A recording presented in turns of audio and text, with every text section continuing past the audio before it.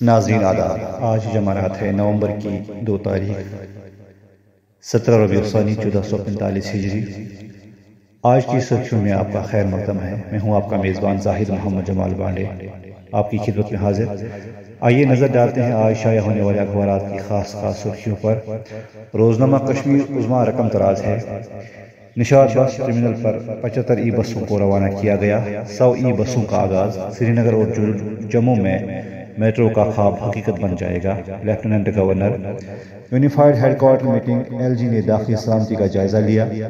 اکتوبر خونین ثابت ہوا، 5 جانیں تلف۔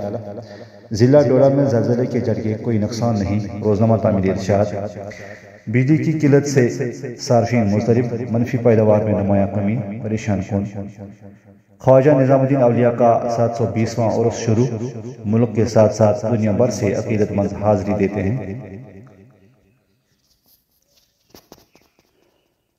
بارہمولہ میں پولیس کی منشیات مخالف مہم سلط کے ساتھ جاری۔ رواں سال میں اب تک 425 منشیات فروش گرفتار۔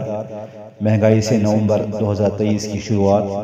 کمرشل رسوئی گیس کی قیمتوں میں 100 روپیہ سے زائد کا اضافہ۔